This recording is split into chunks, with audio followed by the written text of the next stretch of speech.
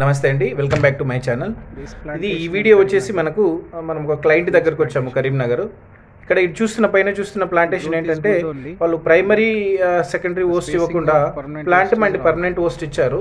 ఆ ఓస్ట్ ఇవ్వడం కూడా వెరీ నియర్గా ఇచ్చారు శాండల్వుడ్కి. అంటే ఇనిషియల్ స్టేజ్లో ఏం కాదు, అప్ టు 2 years వరకు. కాకపోతే the sandalwood girth casuarina girth increase అయ్యే కొద్దికి మనకి డామినేట్ చేసేసి గ్రోత్ అనేది స్టాప్ చేస్తుంది. అందుకే మనం ప్లాంటేషన్ చేసేటప్పుడు ఎప్పుడైనా కానీ ఓస్ట్ అనేది పర్మనెంట్ ఓస్ట్ అనేది మినిమం 4 feet నుంచి 5 feet డిస్టెన్స్లో పెట్టుకుంటే బాగుంటుంది. ఇది చూడండి, నెక్స్ట్ ఇక్కడ వెరీ బ్యాడ్గా ప్రూనింగ్ చేశారు. ప్రైమరీ ఓస్ట్ ఇవ్వలేదు, సెకండరీ ఓస్ట్ ఇవ్వలేదు. దాన్ని స్ట్రేట్గా పెరగాలని దాన్ని బ్యాడ్గా ప్రూనింగ్ చేశారు. దానివల్ల ఏమవుతుందంటే ఈ వాటర్ ఎవాపరేషన్ ఎక్కువ జరిగి ప్లాంట్స్ డ్రై అయ్యే అవకాశాలు ఉన్నాయి. ఇగో ఈ ప్లాంట్లో చూడండి, మేబీ సాయిల్లో మెనీ ఫ్యాక్టర్స్ ఎఫెక్ట్ చేస్తాయి. Maybe root rat, grubs, fungal attack ఇలాంటి ప్రాబ్లం ఉంటుంది. ఈ ప్లాంట్ మేబీ ఫంగల్ అటాక్ అలాంటిది ఏమైనా జరుగుతుంది, దానివల్ల ప్లాంట్ చనిపోయే అవకాశాలు ఉన్నాయి.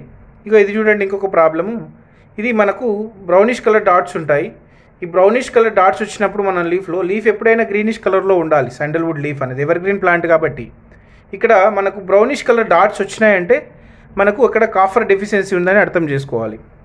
ప్లాంట్లో బ్రౌనిష్ కలర్ అక్కడక్కడ ఆకులపైన ఎడ్జెస్ కానీ మధ్యలో కానీ అక్కడక్కడ మనకు డాట్గా కనిపిస్తుంది. ఆ డాట్ వచ్చిందంటే ప్లాంట్లో ఏదో న్యూట్రిషన్ డెఫిషియన్సీ వచ్చింది. దానికి మనం మల్టీ న్యూట్రియంట్ ఇవ్వాలని మనం గ్రహించి మల్టీ న్యూట్రియంట్ ఇవ్వాలి, పోస్ట్ సపోర్ట్ ఇవ్వాలి. ఇక్కడ చూడండి, ఈ ప్లాంట్ వచ్చేసి ప్లాంట్కి సపోర్టింగ్ ఓస్ట్ అనేది లేదు, అంటే వెరీ దూరంగా ఉంది. అంటే ఓస్టరియల్ కనెక్షన్ జరిగింది, జరగకపోవచ్చు. ఓస్టరియల్ కనెక్షన్ జరిగితే ఇక్కడ చూసిన విధంగా గ్రీనిష్ కలర్లో ఉంటుంది. కానీ ఓస్టరియల్ కనెక్షన్ జరగలేదంటే మాత్రం ప్లాంట్లో సాయిల్లో ఎనర్జీ ఉన్నంత వరకు గ్రీనిష్ కలర్లో ఉంటుంది. నేను అలాగే వెయిట్ చేస్తే yellowish కలర్, బ్రౌనిష్ కలర్ రావడము, ప్లాంట్ వీక్ అయిపోవడము, తర్వాత మనకు సిమ్టమ్స్ కనిపిస్తాయి. అందుకే మనం ఓస్ట్ అనేది మనకు దానికి కంపల్సరీ ఇచ్చుకోవాలండి. ప్రైమరీ, సెకండరీ, పర్మనెంట్ ఓస్ట్ అనేది కంపల్సరీ మనం డిస్టెన్స్ వైజ్గా ఇచ్చుకోవాలి. ఓన్లీ పర్మనెంట్ ఓస్ట్ ఇస్తా అంటే కూడా ప్లాంట్స్కి కష్టం అవుతుంది. ఇక్కడ చూడండి, ఈ వీడియోలో ఇంతకుముందు స్టార్టింగ్లో కూడా మనం మాట్లాడాము. ప్లాంట్ గ్రోత్ ఒక ఇనిషియల్ స్టేజ్లో దగ్గర ఇస్తే, ఈవెన్ ఇంతకుముందు మలబార్ పేపర్లో కూడా చెట్లు ఇనిషియల్ స్టేజ్లో పెట్టిన వాడికి అప్ టు 2 years వరకు నో ప్రాబ్లం, మంచి గ్రోత్ ఉంటుంది. కానీ మరి 2 feet డిస్టెన్స్, 3 feet డిస్టెన్స్లో మనం దగ్గరగా పెట్టామంటే ప్లాంట్ అనేది ఇక్కడ చూడండి, పైన చూడండి, మొత్తం డామినేట్ చేసేస్తుంది. చూడండి, శాండల్వుడ్ని కంప్లీట్గా డామినేట్, అంటే ఒక పందిరిలాగా కవర్ చేసేసింది.